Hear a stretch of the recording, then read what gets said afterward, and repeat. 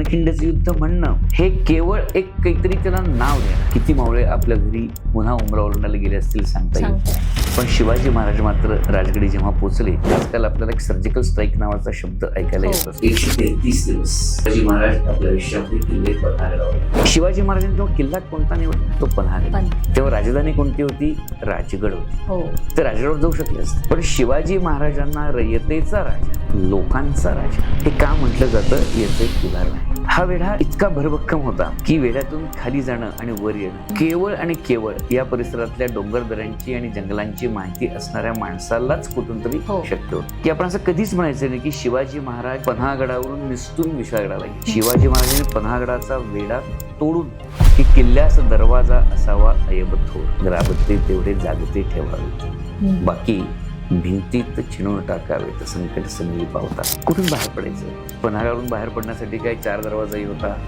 3 दरवाजाही होता, पण बाहेर पडले या सर्व गोष्टी जिथे नमस्कार करून उभे राहतील त्याचं नाव शिवकाशीदांचा होता.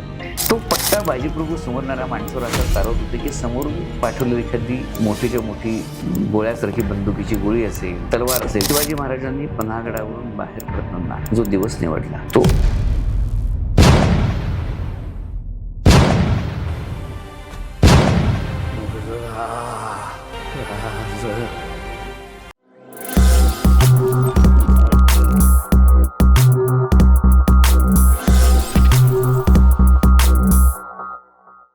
नमस्कार.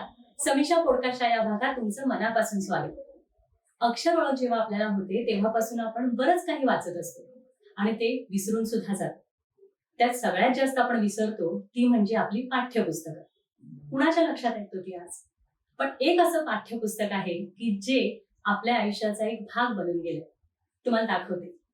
ते पुस्तक म्हणजे हे इयत्ता 4थीचं इतिहासाचं पुस्तक. काळानुरूप आता ह्या पुस्तकाचा साईज म्हणा किंवा ह्याची रंगसंगती जरी बदललेली असली तरी या पुस्तकाचं मुखपृष्ठ तेच आहे. तुम्हाला आठवलं ना 4थीचा इतिहासाचा वर्ग? ह्या पुस्तकातून शककर्ते, युगप्रवर्तक छत्रपती शिवाजी महाराज आपल्या आयुष्यात आले आणि आपल्या आयुष्याचा अविभाज्य भाग बनून गेले. आज या पुस्तकाचा मी उल्लेख का केला माहितीये? कारण छत्रपती शिवाजी महाराजांचा जेव्हा आपण उल्लेख करतो तेव्हा त्यांच्या आयुष्यात घडलेल्या अनेक प्रसंगातून आपल्या अंगावर रोमांच आल्याशिवाय राहत नाही.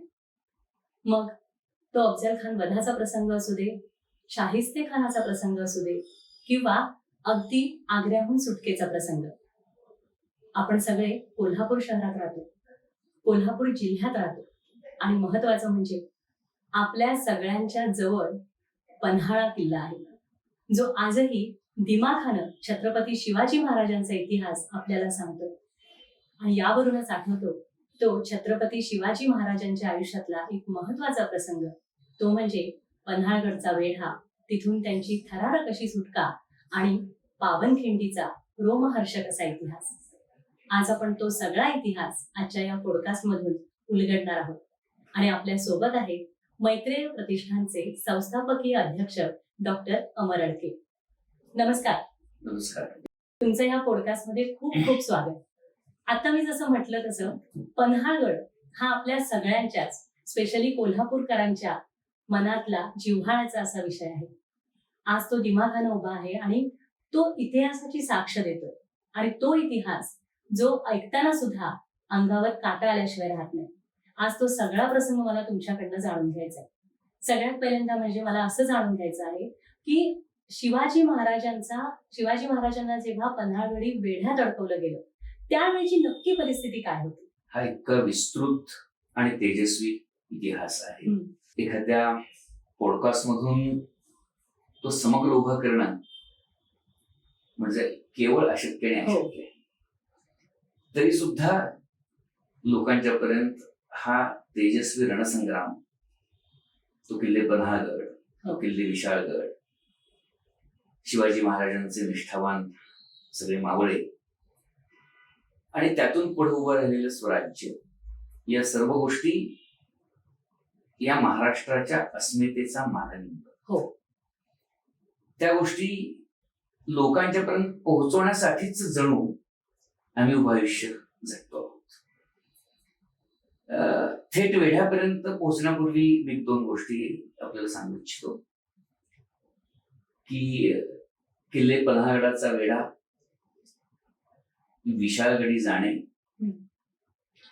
दरम्यानच्या कालखंडामध्ये जो कालावधी एक रात्रीचा होता, त्या रात्रीमधली श्री शिवाजी महाराजांच्या सह मोजक्या 600 मावळ्यांची जी काही चाल आणि जागोजागी झालेली युद्ध, हे ज्याला आपण किमान माणसांच्या निशी जास्तीत जास्त शत्रूवर आघात करून आपला हेतू साध्य करून शत्रूला हुलकावणी देऊन आपलं इप्सित साध्य करण्याचं युद्धाचं एक सर्वोच्च उदाहरण आणि युद्धाचा परमोच्च आविष्कार आहे असं म्हणतात तर काही वावगं ठरत नाही. केवळ मराठी मनालाच नव्हे, अगदी मी तर असं म्हणेन की अवघ्या भारतवर्षालाच नव्हे, तर विश्वातल्या प्रत्येक सेनानीला हे युद्ध अभ्यासावं असं वाटतं. बरोबर.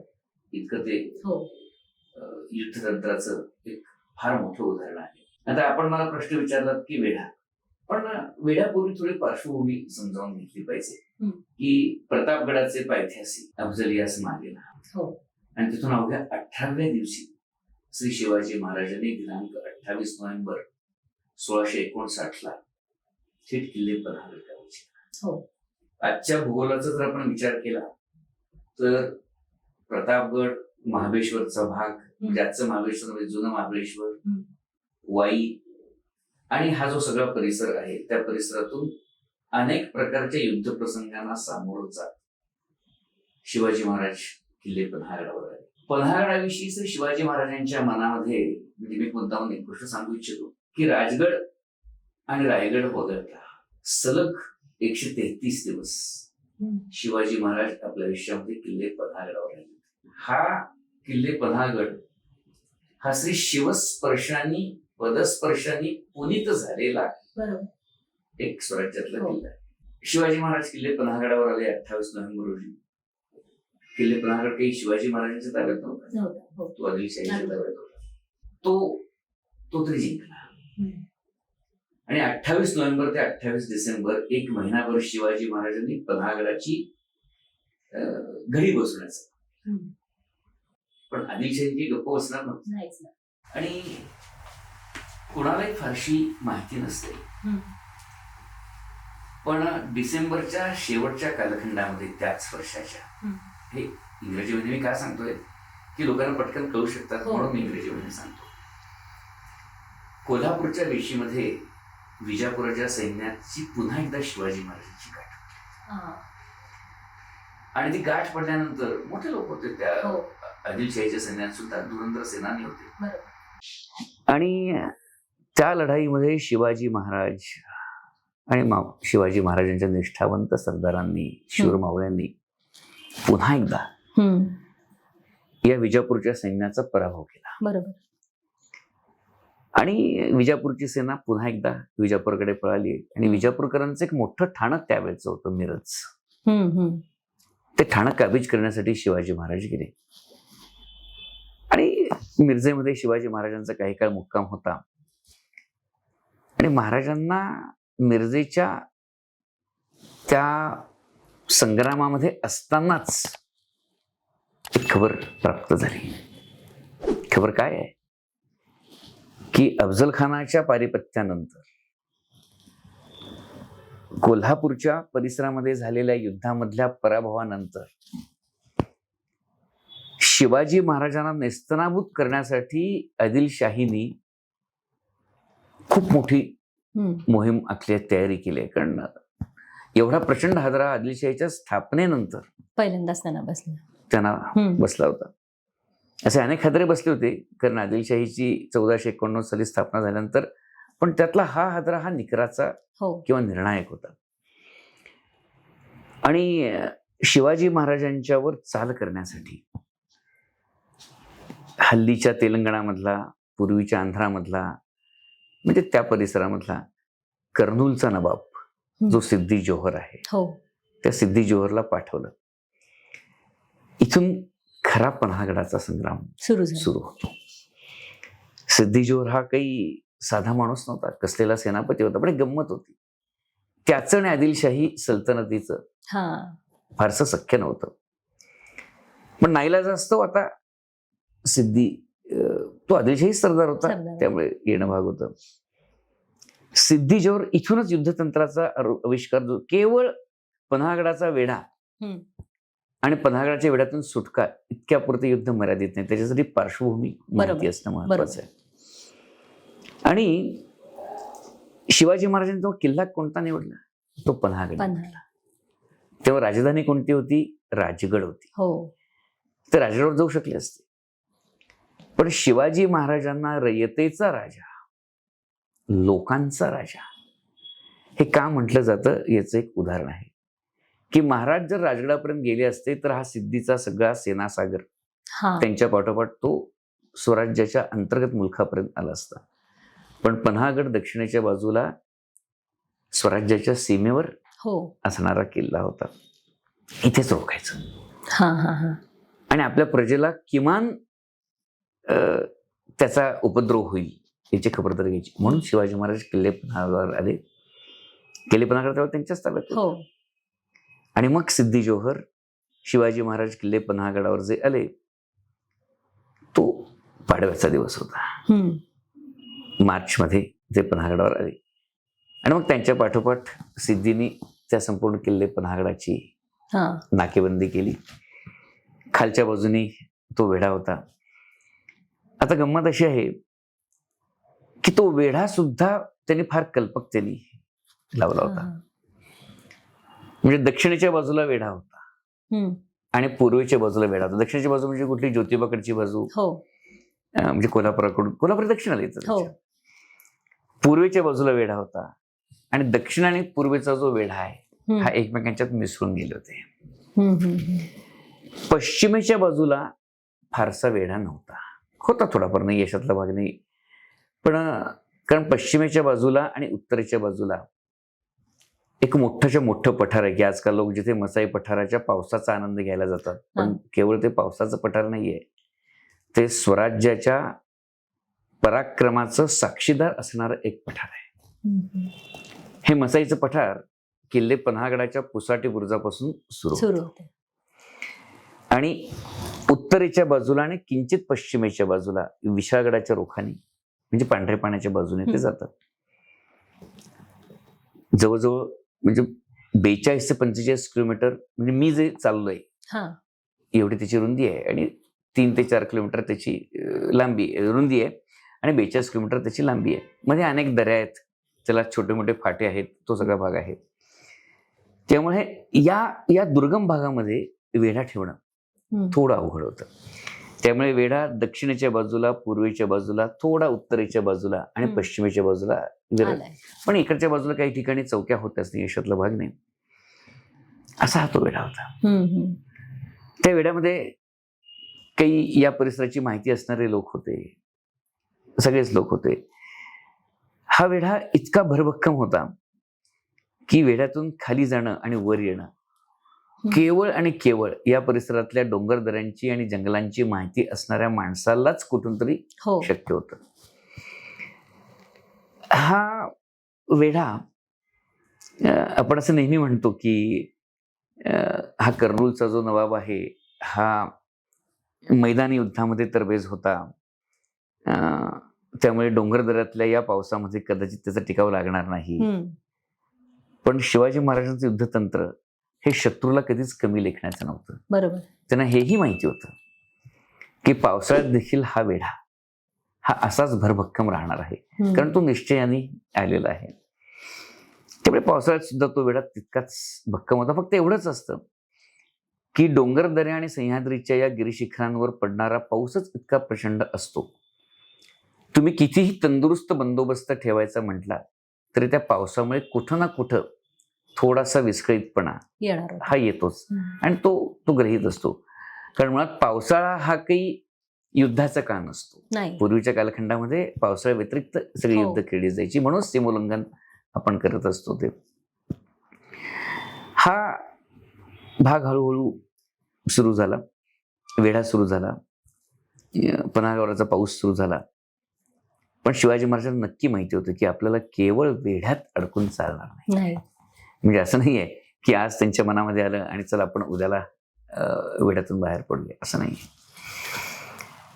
काय असतं की जगदवंद्य सेनानी जे असतात ते सेनानी युद्धाचा उलट बाजूने विचार करतात. हम्म. वेढ्यामध्ये आपल्या आक्रमणापेक्षा आपल्याला कोणत्या परिस्थितीचा सामना करून या युद्धामध्ये विजयापेक्षा या युद्धामध्ये आपल्याला पुढची पायरी गाठायची आहे. आणि अशा जगदवंद्य सेनानीमध्ये शिवाजी महाराज हे अग्रगण्य होते. त्यांचा असा त्या युद्धाचा त्या वेढ्याचा हा सातत्याने अभ्यास सुरू होता. शिवाजी महाराजांचे काही हेर पन्हागडावरून कोणत्या बाजूने खाली जाता येईल म्हणजे असं काही नव्हतं की निघूनच जायचंय सगळ्यांना माहिती होतं असं काही नाही. कारण या सर्व युद्धांमध्ये इतकी प्रचंड गोपनीयता असते. आजकाल आपल्याला एक सर्जिकल स्ट्राईक नावाचा शब्द ऐकायला हो. येत असतो. छोटीशी सुद्धा बातमी संपूर्ण तुमचा जो काही प्रकल्प आहे युद्ध प्रकल्प आहे हा कुठेतरी म्हणजे थांबवू शकतो किंवा कुठेतरी त्याच्यामध्ये अडथळा येऊ शकतो. तर त्या कालखंडामध्ये केवढा गोपनीय विचार करून शिवाजी महाराजांनी या मोहिमेची आखणी केली होती. शिवाजी महाराजांचे अनेक हेर अत्यंत गुप्तता पाळून पन्हागडावरून कुठून बाहेर पडता येईल, बाहेरच्या बाजूचे काही हेर सुद्धा पन्हागडावरून कशा पद्धतीने वर येता येईल या सगळ्या गोष्टींचा साकल्याने वैचारिक युद्धशास्त्रीय दृष्ट्या आणि प्रत्यक्ष माणसांच्या कर्मी हा सगळा अभ्यास सुरू होता. आणि मग काही आडाखे बांधले गेले की आपल्याला कारण कसं होतं की आपण असं कधीच म्हणायचं नाही की शिवाजी महाराज पन्हागडावरून निसटून विशाळगडाला गेले. शिवाजी महाराजांनी पन्हागडाचा वेढा तोडून ते पार झाले आणि ते विशाळगडे पोहोचले. बरोबर. आता प्रत्येक माणसाला असं वाटतं की सगळ्यांना माहिती होतं की आपण विशाळगडी जायचं आहे असं नसतं. असं नसतं. गंमत बघा की शिवरायांच्या आज्ञापत्रात खरं तर हे आज्ञापत्र पन्हागडाच्या मातीतच रामचंद्रपंत अमात्यांनी शिवाजी महाराजांच्या संपूर्ण राजनीतीच्या अभ्यासावर निर्माण केलेला हा सर्वोत्कृष्ट राजनीतीचा एक ग्रंथ आहे. त्यामध्ये असं म्हटलंय की किल्ल्यास दरवाजा असावा अयब थोर, राबते तेवढे जागते ठेवावेत, बाकी भिंतीत चिणून टाकावेत, संकट समयी पावतात. हे त्या संपूर्ण याचा गोषवारा मी सांगितलाय. श्लोक अजूनही थोडासा वेगळा आहे. किल्ल्यामध्ये केवळ महाद्वार असून चालणार नाही. जसं देवगिरीच्या दरवाजाला महाद्वारच असल्यामुळे हा की तो म्हणजे युद्धतंत्राची काही वैशिष्ट्य असतात, दुर्गस्थापत्याची काही वैशिष्ट्य असतात. किल्ल्याला अनेक दरवाजे असतात. योग्य त्या दरवाजाचा योग्य त्यावेळेला वापर करायचा असतो. आता अनेक गोष्टी असतात की एखादं इतिहास ज्या वेळेला शतकानुशतकांचा सांगितला जातो त्यावेळेला हळूहळू त्याच्यामध्ये काही मग दंतकथा यायला लागतात. हळूहळू काही नसलेल्या गोष्टी त्याच्यामध्ये आपण या सगळ्या गोष्टींच्या पलीकडे इतिहासामागचा भूगोल पाहू. कारण या संपूर्ण पन्हागडाच्या प्रसंगांमध्ये शिवाजी महाराज बाहेर पडले जिथून आणि शिवाकाशीदांचा हुतात्म्य, बाजीप्रभू फुलाजी प्रभूंचा हुतात्म्य, बांदलांचा पराक्रम त्यांचा हुतात्म्य आणि शिवाजी महाराजांच्या इतर असणारे सगळे लोक या सगळ्यांचा सामूहिक प्रयत्न म्हणजे पावनखिंडीचा रणसंग्राम आहे. बरोबर. आपल्याला कल्पना नसेल तर सांगतो की आपण याला पावनखिंडीचं युद्ध म्हणतो, परंतु शिवाजी महाराजांनी सुद्धा विशाळगडाच्या पायथ्याशी पन्हागडाच्या वेढ्यातून सुटका झाल्यानंतर रात्रभराच्या दौडीनंतर सुद्धा मोठं युद्ध केलं आहे जसवंतराव आणि सुर्यरावांचं. पण आपण थोडा इतिहास तर पाहतच आहोत, पण इतिहासापेक्षा भूगोल शिवाजी महाराज हे उत्तम भूगोल व्यक्ती कसे होते. म्हणजे या सह्याद्रीचा वापर शिवाजी महाराजांनी अक्षरशः लक्षावधी सैनिकांच्या सारखा करून घेतला. कारण सह्याद्री हे त्यांचं बलस्थान होतं. शिवाजी महाराजांनी पन्हागडावरून बाहेर पडताना जो दिवस निवडला तो आषाढ शुद्ध पौर्णिमेचा दिवस निवडला. का निवडला तो दिवस? की मूलतः हा अतिपावसाचा प्रदेश. म्हणजे मी फार विचारपूर्वक सांगतोय. गेली 45 वर्ष या मार्गावरून त्याच दिवशी त्याच रात्री जातोय. त्या आषाढ शुद्ध पौर्णिमेला नेमकं कसा भूगोल असतो. आषाढ शुद्ध पौर्णिमेच्या रात्री जाण्यापाठीमागे साधारणपणे जूनच्या शेवटी उत्तरायण संपून दक्षिणायन सुरू झालेलं असतं. नुकते 2 महिने झालेले असतात. अजूनही दिवस फार मोठाही नसतो आणि फार लहानही हो. नसतो. चंद्रप्रकाश ढगांच्या पलीकडे जेव्हा जातो त्यावेळेला हळूहळू तुम्हाला त्या ढगांपलीकडून पोचणारा भूमीवरचा चंद्रप्रकाश सगळी हम्म. सृष्टी स्वच्छ दाखवतो. हे एक झालं. दुसरी गोष्ट अशी असते की याचबरोबर पन्हागडाच्या आसमंतामध्ये आजही तुम्ही जरी गेलात तरी या कालखंडामध्ये प्रचंड पाऊस आणि त्या पावसाबरोबर असणारं धुकं असतं. हो. त्यामुळे चंद्रप्रकाशाचा हा भाग, प्रचंड पाऊस आणि धुकं याच्यामध्ये सहजपणे तुम्हाला माणूस सापडणं शक्य नसतं. आणि त्या प्रचंड पडणाऱ्या पावसाच्या आवाजामध्ये तुमच्या हालचाली आणि जर झालेच तर आवाज हे चटकन समजणं शक्य नसतं. म्हणून ती आषाढ शुद्ध पौर्णिमा आहे. कुठून बाहेर पडायचं? पन्हाळ्यावरून बाहेर पडण्यासाठी काही 4 दरवाजाही होता, हो. 3 दरवाजाही होता. पण बाहेर पडले ते राजदिंडी मधून ते बाहेर पडले. शिवभारतांमध्ये किंवा अन्य साधनांमध्ये असे खात्रीशीर उल्लेख आहेत त्याच्यामध्ये की राजदिंडीमधूनच का, की जेव्हा आपण राजदिंडी नावाच्या, आता तो अस्तित्वात नाहीये, आपण ज्याला आता तबक उद्यानाकडे जाण्याचा जो दरवाजा आहे, जे गेट आहे, तिथून आपण खाली गेलो की त्या राजदिंडीच्या दरवाज्याचं अस्तित्व आहे, काही प्रमाणात दिसतं तिथे. मोजके 600 मावळे आहेत. आणि तिथून शिवाजी महाराज बाहेर पडत असताना असं वाटतं का की प्रत्येकाला माहिती होतं की आपण विशाळकडे जाणार आहोत? तसं नाही. निरोप देण्याची पण ती एक पद्धत असते, याच्याकडून त्याच्याकडे, त्याच्याकडून त्याच्याकडे, आणि ते एकमेकांशी कनेक्टेड असतं. हा. राजदिंडीमधून बाहेर पडण्याचं कारण असं की राजदिंडीमधून आपण बाहेर पडलो की डाव्या हाताला पन्हागडाची नैसर्गिक तटबंदी आणि त्याच्यावर बांधलेली तटबंदी, हे नैसर्गिक एक पहाड आहे आणि वरती आपलीच माणसं आहेत. हो. तिथून आपण हळूहळू खाली उतरत जातो आणि मसाई पठाराच्या पायथ्याशी जातो आणि थेट तिथून आपल्याला मसाई पठारावर जाता येतं. म्हणजे खाली उतरणं पुसाटीच्या बाजूने सुद्धा, कारण खालच्या बाजूला फार का जायचं नाही, कारण शत्रूचा वेढ आहे. हो. आणि तिथून मग मसाई पठारावरून आपण तिरकं अंतर कापत, म्हणजे उत्तर आणि पश्चिमेच्या बरोबर मधून अंतर कापत आपण विशाळगडाच्या रोखण्याचे. विशाळगडच का, की तो जरी ताब्यामध्ये नसला तर देखील सुरक्षितता या दृष्टिकोनामधून विशाळगडाचा भाग आहे. या सर्व प्रसंगांमध्ये की शिवाकाशीदांचा हुतात्म्य हा एक अनन्यसाधारण महत्वाचा भाग आहे. शिवाकाशीत कसं असतं की जेव्हा शत्रूला हूल द्यायची असते तेव्हा अनेक प्रकारे अनेक गोष्टी या आपल्याला आत्मसात कराव्या लागतात किंवा त्यांची प्रभावी कार्यवाही करावी लागते. युद्धामध्ये वीरमरण येणं हे तर योद्ध्याचं ते गृहीतच धरलेलं असतं. पण मी याला नेहमी शिवचरित्रामधलं ओजस्वी पर्व का म्हणतो,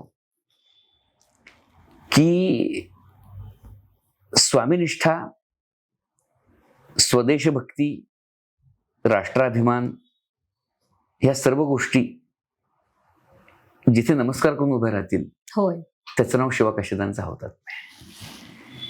जाणून बुजून मृत्यूला सामोरं जायचं आहे. आणि कसं आहे की आता त्याच्यामध्ये खूप खूप गोष्टी सांगितल्या जातात. शिवाजी महाराज काही पालखीतून विशाळकडे गेलेत का? नाही, पण उल्लेख तसा आहे सगळीकडे.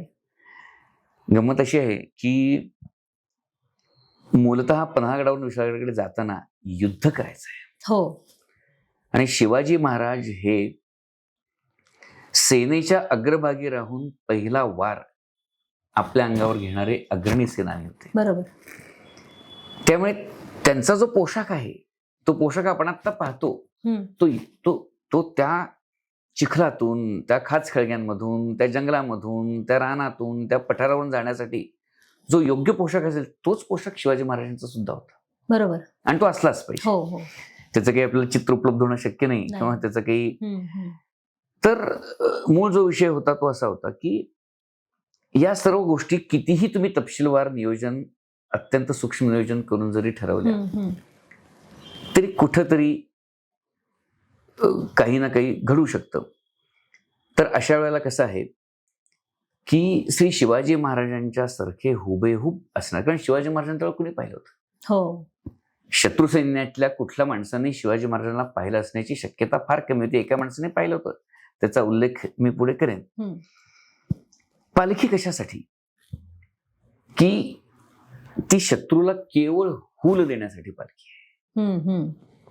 कारण असं थोडंच होतं कुठे डांगोरा पेटला होता की शिवाजी महाराज आज रात्री चाललेले आहेत, ते पालखीत बसून चाललेले आहेत, असं शक्य नाही. जर काही गडबडीमध्ये काही आढळलं तर पालखी ही राजाची असू शकते. आणि म्हणून ती पालखी वर्णन खूप छान आहेत की 2 पालख्या, एक श्री शिवाजी महाराजांच्यासाठी स्वातंत्र्य सूर्या शिवाजी महाराजांच्यासाठी, दुसरी पालखी कोणासाठी वगैरे वगैरे. हे सगळं कसं आहे अत्यंत प्रेरणादायी आहे. हो. आणि त्या राजदिंडीमध्ये मोजके 600 मावळे आहेत. खरं तर 6000 मावळे त्यावेळेला किल्ल्यावर होते, पण त्यांची निवड करताना सुद्धा अत्यंत चिकित्सापूर्वक प्रत्येक मावळ्याची निवड चिकित्सापूर्वक केली होती. त्याच दिवशी एक प्रसंग घडला होता की या पन्हागडाच्या वेढ्यामधून शिवाजी महाराज आता की त्यांना काही आता हे वेढा फार काळ चालवायचं नाहीये आणि आदिलशाहीशी ते वाटाघाटी करू इच्छितात. आणि गंगाधरपंत हिजीब नावाचा एक माणूस खाली, जे शिवाजी महाराजांचे वकीलच म्हणू आपण त्यांना, की ते खाली सिद्धीच्या छावणीमध्ये जाणार होते वगैरे वगैरे. म्हणजे थोडक्यात त्यांना काय असं गाफील असावेत. काय गाफील असावं ओके नाही, आता आपल्या वेढ्यांच्यामुळे यांना कळलेलं आहे की आपण या वेढ्यातून पार पडू शकत नाहीये. हा एका बाजूने प्रसंग सुरू असताना इकडे बाहेर जाण्याची सगळी तयारी होती. मोजके 600 मावळे आहेत. आणि मग पन्हागडाच्या वेढ्याच्या बाहेर पडतानाच्या अनेक गोष्टींचे अनेक वर्णन आहेत की तो खाली तुरकोडेचा ओढा आहे, तिथून पार पडायचं आहे. वेढ्याचा सुद्धा काही एक स्तर नसतो, तो पहिला स्तर आतला असतो, दुसरा स्तर असतो, तिसरा असा तो त्रिस्तरीय आणि वेगवेगळ्या ठिकाणी त्याचे म्हणजे माझ्याकडे तेही सगळे उपलब्ध आहेत की कुठं मोर्चे होते, कुठं कोण होतं, काय होतं. पण तो काय इतका खोलवर तपशील आपण आता सांगण्याची गरज नाहीये. एक प्रसंग मला नेहमी सांगावासा वाटतो तो असं की ना शिवा काशीदांना कोणी ओळखलं होतं, ना शिवाजी महाराजांना कोणी ओळखलं होतं. कारण शिवाजी महाराज चालत का शिवा काशीत चाललेत, हा गोंधळ हा जाणीवपूर्वक निर्माण केलेला हा भाग होता. आणि त्या राजधानीमधून बाहेर पडल्यानंतर नेमकं काय घडलं हे सांगता येणार नाही, पण अचानकपणे त्या वेढ्यातल्या लोकांना काही सुगावं लागला. अर्थात ही सगळी वर्णनं थोडीशी कशी असतात किंवा हे सगळे प्रसंग कसे असतात की इतिहासात घडलेल्या घटना आणि त्या प्रसंगांच्या मधल्या ज्या जागा असतात त्या भरून थोडंसं तर्काने ते करावं लागतं. त्या तर्काच्या आधारेच म्हणतो की खाली आपण जेव्हा राजदिंडीमधून उतरलो, पन्हागडाच्या वेढ्यातून बाहेर पडल्यानंतर तुरकोडेच्या वरच्या अंगांनी कुठेतरी जात असताना अचानकपणे शत्रू पक्षाला काहीतरी हालचालीची चाहूल लागली. आणि ती चाहूल लागल्यानंतर अचानकपणे त्यांना असं लक्षात आलं की हा माणूस जो आहे हा शिवाजीराजा असला पाहिजे. आणि ती पालखी त्यांनी पकडली. आणि मग ती बातमी हा म्हणता संपूर्ण वेढ्यामध्ये पसरली की शिवाजी, पण कुणाचा तर विश्वास बसणं शक्य नाहीये. कारण कुणाला माहिती होतं की शिवाजी महाराज इकडून जाणार आहेत, कुणाला माहिती होतं की ते पालखीतून जाणार आहेत, कुणाला माहिती होतं की ते इकडच्या बाजूने जाणार आहेत. त्यामुळे गोंधळ उडाला सगळा. आणि त्या गोंधळामध्ये एक बातमी सर्वदूर प्रसृत झाली की पन्हागडाच्या वेढ्यातून शिवाजी महाराज निसटण्याचा प्रयत्न करत आहेत. हा त्यातला मुख्य गाभ आहे. आणि मग जरी बखरीतली वर्णनं असली तर देखील शिवा काशीदांचा हौतात्म्य हा महाराष्ट्राच्या एक बलिदानाचा आकाश भेदणारा आविष्कार आहे असं मला वाटतं. की त्याचं वर्णन मला आवडतं म्हणून मी ते अशा पद्धतीने सांगतो की शिवा काशीदांना त्या पन्हागडाच्या पश्चिमेच्या आणि उत्तरेच्या बाजूला वेढ्यातून पार करताना कुठेतरी ती पालखी सापडली. नेमकी कुठे सापडली निश्चित सांगता येणं आजही शक्य नाहीये. सापडल्यानंतर कोणीतरी कदाचित हेतुपुरस्सर असेल, कदाचित गडबड असेल, कदाचित लोकांनाही थोडासा अंदाज आला असेल की कधीतरी शिवाजी महाराज वेढ्यातून बाहेर पळण्याचा प्रयत्न करणार आहेत, बाहेर जाण्याचा प्रयत्न करणार आहेत. आणि अशा वेळेला असं वदन नाही, शिवाजी राजे या वेढ्यातून बाहेर पडण्याच्या प्रयत्नात सापडल्याची ती अवई उठली. खाली आता जिथे शिवाकाशीदांची समाधी आहे ना, त्या समाधीच्या आसपास एक वाडा नावाची इमारत होती पूर्वी. आणि तिथून पुढे खाली आंबोडे नावाचं एक गाव आहे, म्हणजे बुधवार पेठ ओलांडल्यानंतर आजच्या मलकापूर आंबोडांचं, त्याच्या आसपास कुठेतरी याची छावणी होती सिद्धीजीवरची. त्याला एक ती बातमी गेली की या वेढ्यातून पार करण्याचा कोणीतरी प्रयत्न करत होतं आणि ते शिवाजीराजे होते आणि ते सापडले. सिद्धेश्वर का इतका कच्चा नव्हता की त्याला असं पटकन पटलं नाही ते की शिवाजी महाराज सापडलेले आहेत वगैरे वगैरे. आणि ती पालखी आणली, बंदोबस्तात आणली, असं काही नाही, म्हणजे राजा होता शेवटी. म्हणजे लोकांना वाटत होतं की आपण शिवाजी महाराजांना पकडलेलं आहे. आणि ती पालखी खाली ठेवली. तो चिंब भिजलेला माणूस, तेजपुंज माणूस त्या पालखीमधून खाली उतरला. नाही म्हटलं तर देखील सिद्धीजोहरला आनंद वाटला की जे अफजल खानाला जमलं नाही ते आदिलशाहीला आज जमतंय, आणि ते मी केलेलं आहे. पण तरी पण खात्री होतेच ना की, कारण कोणीच सिद्धीजोहर उभ्या आयुष्यात पाहिलं नव्हतं. एक 2-3 माणसं तिथे होती. एकाचं नाव होतं फाजल खान आणि त्याच्या शेजारी रुस्तम यजमान नावाचा माणूस होता. शिवाजी महाराज असण्याची खात्री करण्याचा आटोकाट प्रयत्न केला गेला.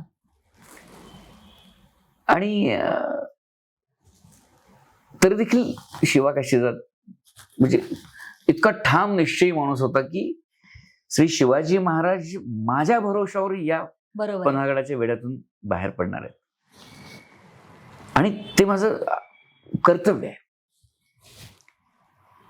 आणि असं म्हणतात की रुस्तमे जमानने आपादमस्तक न्याहाळलं, आणखीन असले शिवाजी नाही होऊ शकता. हे ऐकताच सिद्धीजीवरच्या तळपायाच्या मस्तकाला गेली. आणखीन किती सुंदर वर्णन त्या म्हणजे प्रसंगाचं केलेलं आहे पाहत की असले शिवाजी नाही होऊ शकता, आखिर तुम हो कोण. तर ते उत्तरतात की अरे सिद्धी, या सह्याद्रीच्या कडेकपाऱ्याने आणखीन त्या पडत्या धारांनी महाराजा केव्हाच तुझ्या वेढ्याच्या पार गेल्या, या जीवा शिवा म्हणतात. किती सुंदर वाक्य. आणि मग हे ऐकताच त्या म्हणजे आदिलशाही सैन्यातल्या अनेक लोकांचे अनेक तेगे त्यांच्या अंगावर तुटून पडले. रक्ताचा थेंब थेंब त्या मातीमध्ये मिसळून गेलाय. पण अंगामध्ये शिवाजी महाराजांची वस्त्र होती. उभ्या दांडीच्या आधाराने शिवाकाशीत कोसळले आणि ते म्हणाले की उधे गाई अधे राजानं उदंड आयुष्य लाभू दे. या प्रसंगांची वर्णनं जरी उत्तरकालीन असती तर देखील त्याच्यामधून एक केवढा प्रेरणादायी संदेश आपल्यापर्यंत जातो. हे शिवाकाशीदांचा हुतात्म्य हा पन्हागडाच्या इतिहासाचा आत्मा आहे. पावनखिंड संग्रामाचा हा आत्मा आहे.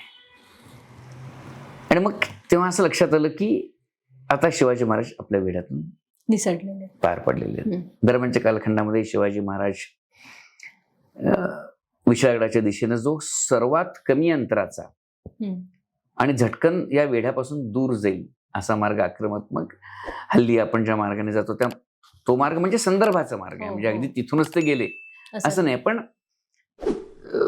अनेक कागदपत्रांचा अभ्यास, तिथल्या भूगोलाचा अभ्यास, परिसरामध्ये असणाऱ्या पठारांचा अभ्यास, खाचखळग्यांचा, दऱ्यांचा अभ्यास, अरण्याचा अभ्यास, विशाळगडाला असणारं सगळ्यात जवळचं जे अंतर आहे त्याचा अभ्यास, या सगळ्याचा विचार केला गेला तर आज ज्या मार्गाने पन्हागड ते विशाळगड ही वारीच म्हणतो मी त्याला, ही म्हणजे हजारो तरुण त्या मार्गावरून आज जातात. केवढे रोमांच असतात त्या तरुणांच्या चेहऱ्यावर, त्या तरुणांच्या अंगामध्ये. सगळेच लोक असतात, आबालवृद्ध असतात, त्याला काही वयाचं बंधन नाही आहे. स्त्री पुरुष सगळेच लोक त्याच्यामध्ये असतात. आणि मग मसाई पठार, खाली कुंभारवाडीचा भाग, पुढे खोतवाडीचा भाग, पुढे मांडलाईवाडीपासून पुढे करपेवाडीपासून पुढे कळकेवाडीपासून पुढे रिंगेवाडीपासून माळवाडी, पाटेवाडी, सुकामाचा धनगरवाडा, म्हालसरडे, मान, पांढरेपाणी, मालईवाडा आणि आज आपण जिथे ज्याला प्रचलित पावनखिंड म्हणतो तो म्हणजे कासाऱ्याचा उगम, इथपर्यंतचा हा सगळा मार्ग आहे. मग पुढे सुखाई मंदिर, खाली केंपुर्णेवाडी, गजापूर आणि विशाळगड हा तो सगळा पूर्णपणे मार्ग आहे. त्याच्यामध्ये हा सगळा प्रसंग इकडे पन्हागडावर घडत असताना शिवाजी महाराज, बाजीप्रभू देशपांडे, फुलाजी प्रभू देशपांडे, रायाजी बांदल, शंभूसिंग जाधव, विठोजी काटे, किती नावं घ्यावीत म्हणजे. आणि बांदलांचे सगळे मावळे आहेत. खरं तर त्या बांदलांच्या मावळ्यांना मी साष्टांग दंडवत एवढ्यासाठी घालतो, काही नावं तरी किमान आपल्याला माहिती आहेत. हो.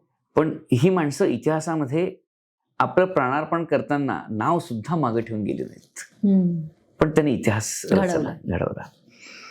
आणि मग हा सगळा ते काही असे 600 एकदम गेले नाहीत.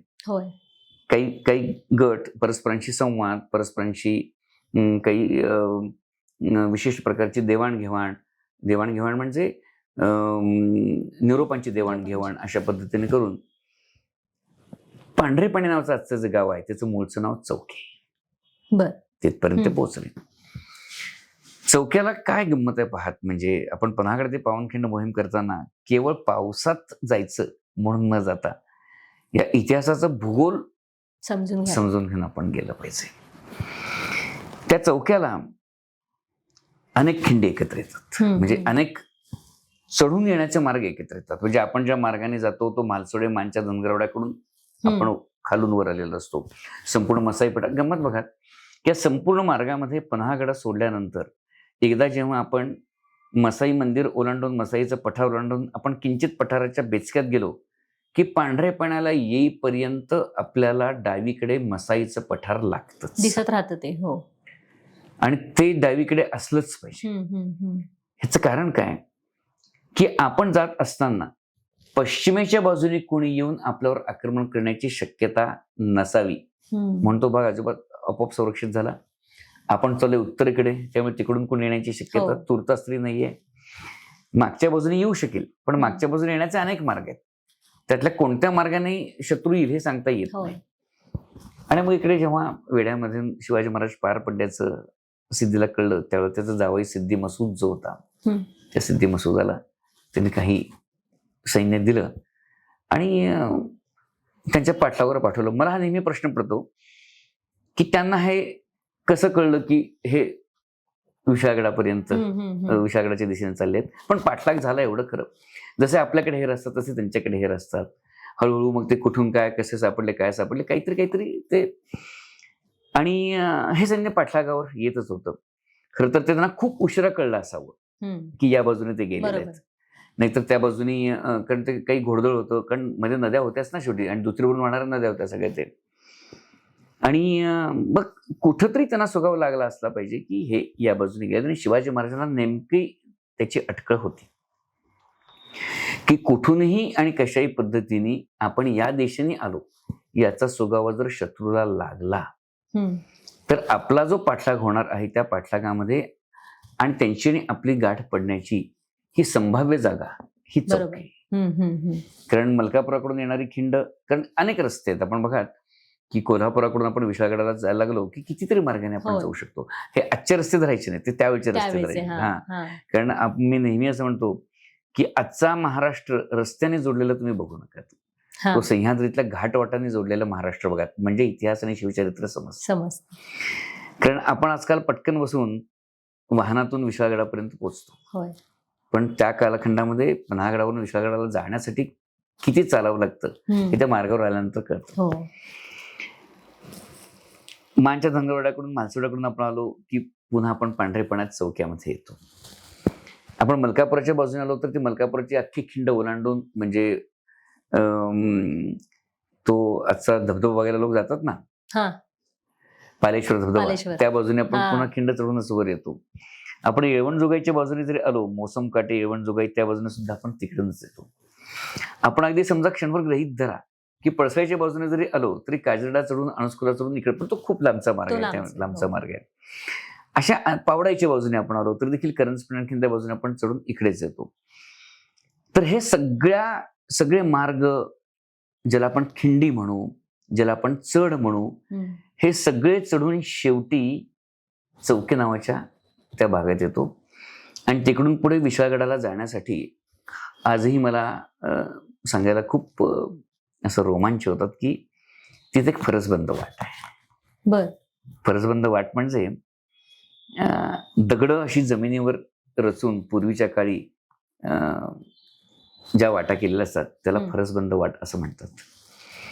त्या वाटेचं अस्तित्व त्या ठिकाणी आहे. नेमकी ती सुरुवात कुठून होते आणि संपते कुठं हे नक्की नाही, पण त्याचा बराचसा भाग आम्ही मानच्या धनगरवाड्यापासून ते वर भातळीपर्यंत आम्ही पाहिलेला आहे. मध्ये मध्ये खंडित आहे तो, कारण दरम्यानच्या कालखंडामध्ये त्या वाटांचं महत्व संपल्यानंतर त्या पृथ्वीच्या पोटात पुढे गडप झाले हे सांगता येत नाही. पण त्या परिसरातले लोकच नव्हे तर अवघा महाराष्ट्र त्या वाट्याला शिवाजीची वाट असं म्हणतो. आणि ती वाट विशाळगडाच्या दिशेने जाते एवढं नक्की आहे. ती कुठपर्यंत जाते, कुठं थांबते हे नक्की सांगता येत नाही, कारण मध्ये ती आपली कासारी नदी सुद्धा आहे. आणि तिथून पुढे विशाळगडाकडे जाण्यासाठी ही वाट आहे. आणि तिथून विशाळगड अगदी म्हणजे आपण पांढरे पाणी, त्याच्यानंतर मालईवाडा, सुकाई मंदिर, केंभुर्णेवाडी, गजापूर आणि विशाळगडाच्या सरळ रेषेत आपण जाऊ शकतो. त्यामुळे सगळं जे युद्ध घडलं हे या मार्गावर घडलं. आज आपण म्हणजे युद्ध काय होतं हे युद्ध, की शिवाजी महाराज रात्रभराच्या दौडीनी ते काय सोपं नाहीये. तो 40-42 किलोमीटरचं अंतर शत्रू पाठीवर केव्हा येईल हे सांगता येत नाही. शत्रूची संख्या किती असेल हेही सांगता येत नाही. शत्रूकडे काय साधन सामग्री असेल हेही सांगता येत नाही. आणि महाराजांच्याकडे मावळे किती आहेत? अवघे 600 मावळे आहेत. या 600 मावळ्यांना प्रत्येकाला काही ना काही जबाबदारीचं वाटप केलेलं आहे. बरं, तुम्ही धावत असताना तुम्ही तुमच्याबरोबर तलवार, तीरकामठा, भाला, विटा अशा व्यक्तिगत शस्त्रांच्या पेक्षा जास्त काही तुम्ही घेऊ शकत नाही. अशी साधन सामग्री, अशी संख्या, दुर्गम परिसर आणि विशाळगडापर्यंत पोहोचणं कर्तव्य, याच्यामध्ये युद्धाच्या पराक्रमाचा आवाक आपल्याला कळतो.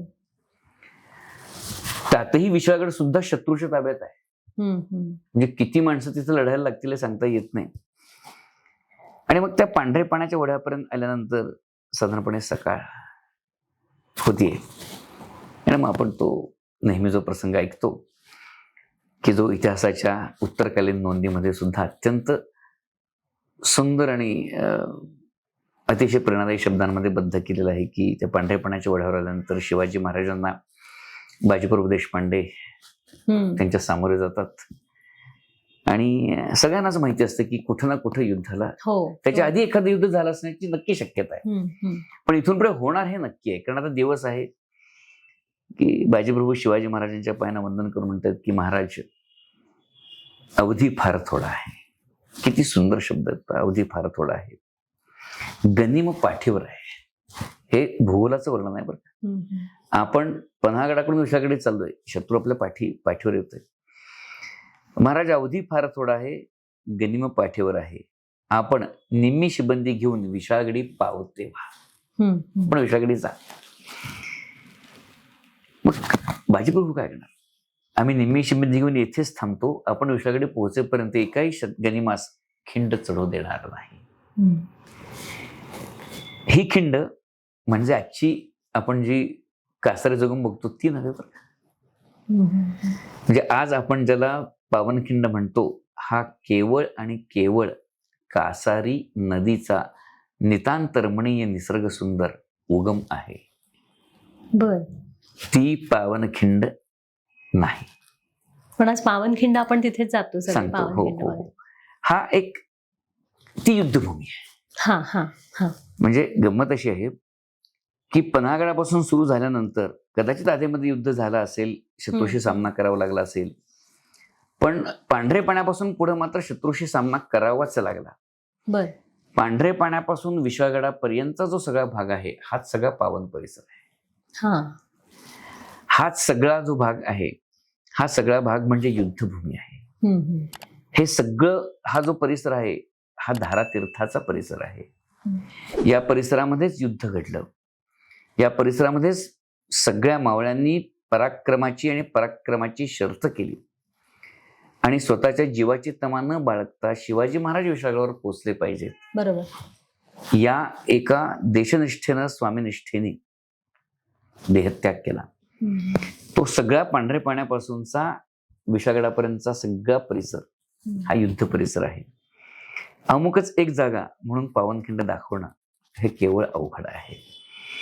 कारण कसं आहे की या परिसरामध्ये आपण आज जो कासारे जोगम दाखवला जातो, म्हणजे म्हणून पावनखिंड म्हणून आपण मानतो, तिथे आपण जर काही उभे राहिलो तर एका बाजूने धोपेश्वराचा डोंगर, हो, एका बाजूने आंब्याचा डोंगर, आंब्याचं जंगल, मागच्या बाजूला गिरगावचं जंगल, इकडच्या बाजूला पांढरे पाण्याच्या पुढचं जंगल. या जंगलाच्या मध्ये प्रचंड मोठ्या प्रमाणामध्ये एक अशी खिंड सदृश्य भाग आहे.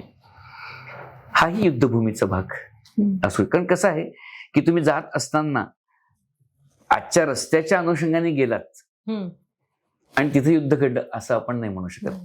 त्या परिसरामध्ये विखुरलेल्या लोकांच्या समोर, एकवटलेल्या लोकांच्या समोर एकत्रितरित्या काही युद्ध प्रसंग घडले. पण बघा, जवळजवळ 3,000 आसपास शत्रू पक्षाचे लोक पाठलागवर आले. हे युद्ध जिंकण्यासाठी नव्हतं. हे युद्ध जिवंत राहण्यासाठी नव्हतं. हे युद्ध मरणासाठी होतं. ते का की शिवाजी महाराज सुखरूप विशाळगडी पोहोचेपर्यंत आपल्याला मरण्याचीही परवानगी नाहीये, याचं हे युद्ध होतं. बरोबर. ही 300 माणसं आहेत. बरं, शिवाजी महाराज पुढे गेलेत म्हणजे ते काही अगदी सुखरूप नाही गेलेत. हो, त्यांनाही कुठं कुठं अडवलं. अगदी शेवटी विशाळगडाच्या पायथ्याशी जो घनघोर संग्राम झाला, जसवंतराव आणि सूर्यवंशाचा पराभव करून शिवाजी महाराज वर गेले. तो कालावधीमध्ये हे सगळे शत्रू सैन्य पुन्हा महाराजांच्या पाठलागावर जाऊन त्यांच्या समीप जाऊ नये म्हणून या सगळ्या सैन्याला रोखायचं काम बाजीप्रभू देशपांडे, फुलाजीप्रभू देशपांडे, विठोजी काटे, शंभूसिंग जाधव आणि मुख्य म्हणजे बांदलांचे ज्ञात अज्ञात मावळे या सगळ्या लोकांनी केले.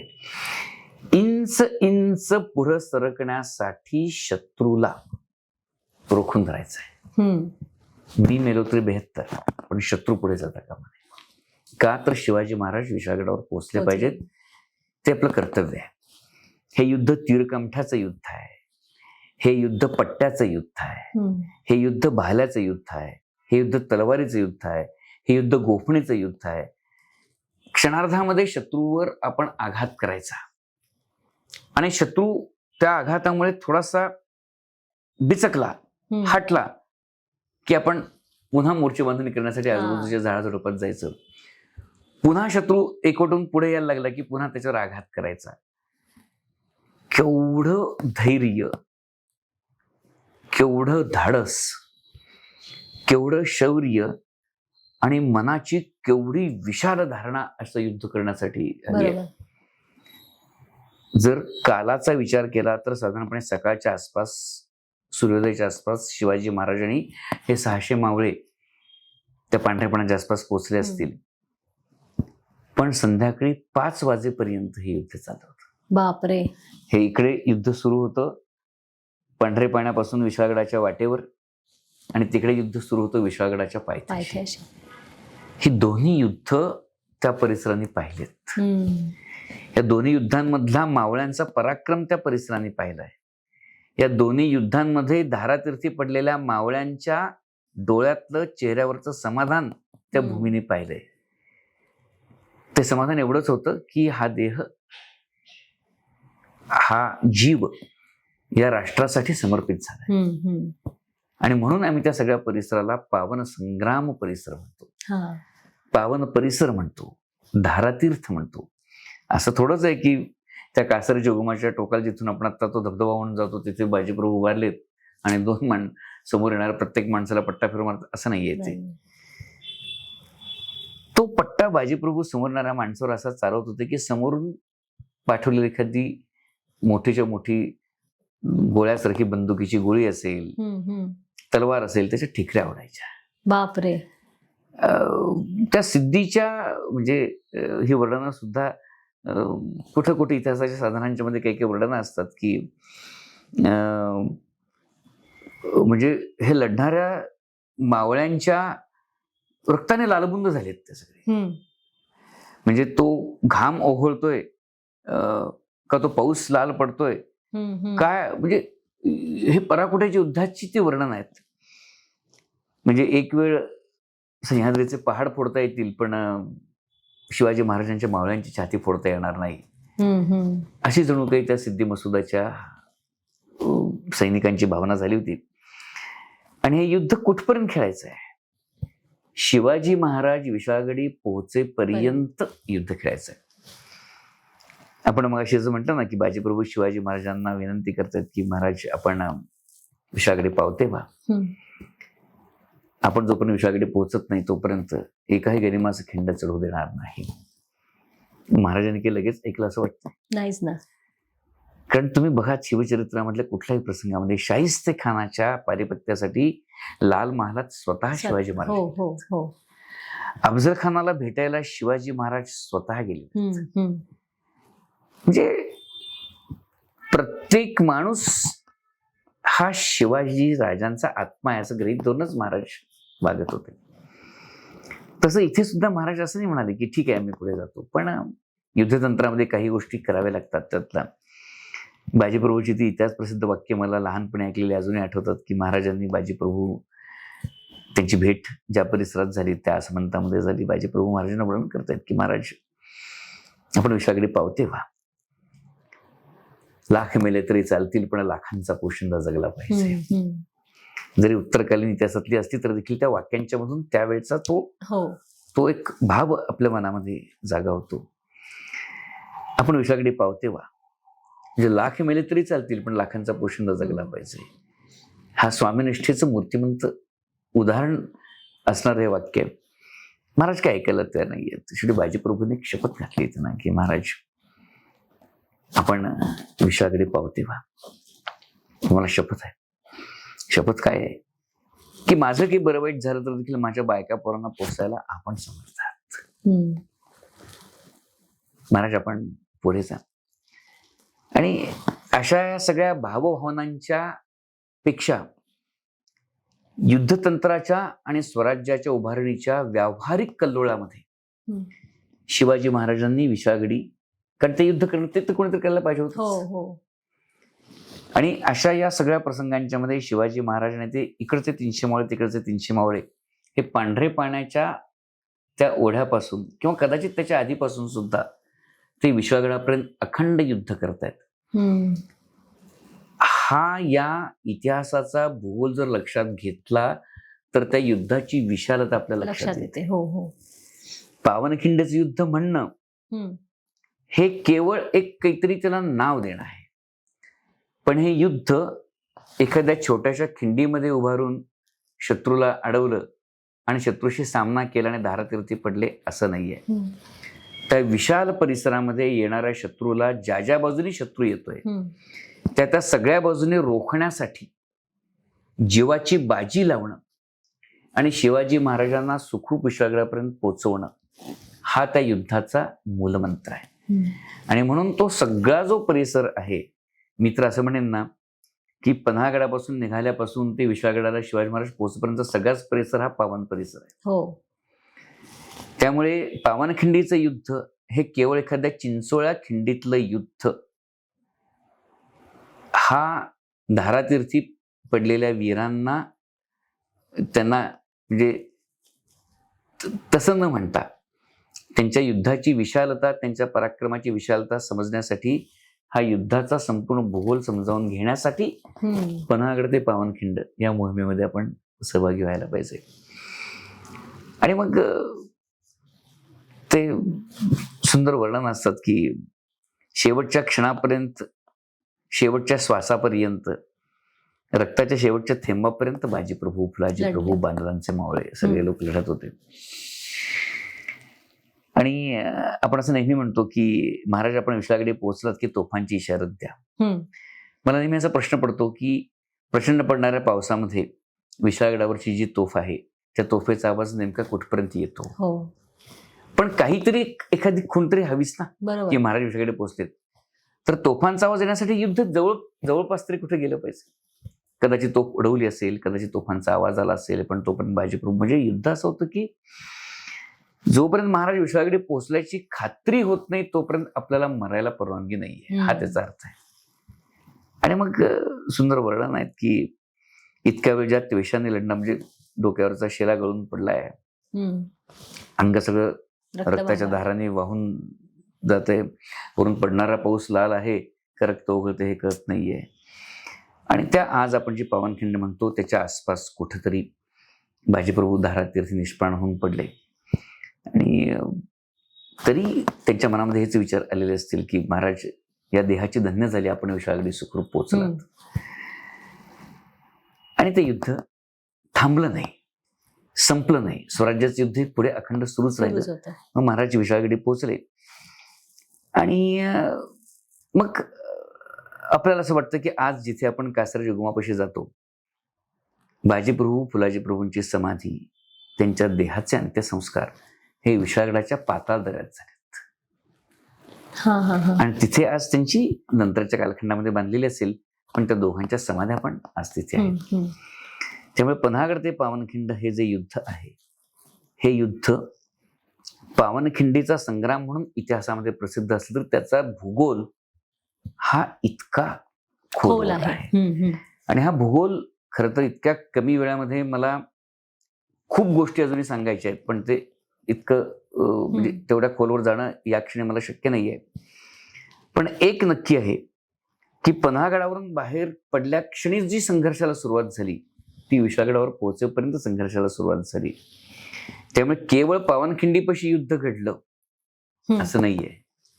ते पन्हागडाच्या पायथ्याशी, पन्हागडापासून दूर जात असताना वेढ्याशी, पांढरे पाण्यापासून, आजची जी पावनखिंड म्हणून आपण जो कासरजोगम समजतो तिथे, त्याच्याही पुढे अगदी विशाळगडाच्या पायथ्यापर्यंत हे सगळं युद्ध घडत गेलं.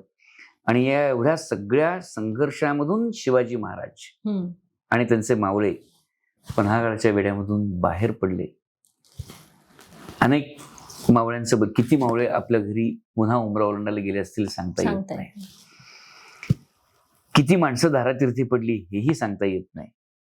पण शिवाजी महाराज मात्र राजगडी जेव्हा पोचले तेव्हा या सगळ्या मावळ्यांच्या आत्म्याची प्रेरणा घेऊन अवघा महाराष्ट्र बरोबर उभा राहिला आणि नंतर स्वराज्य घडलं.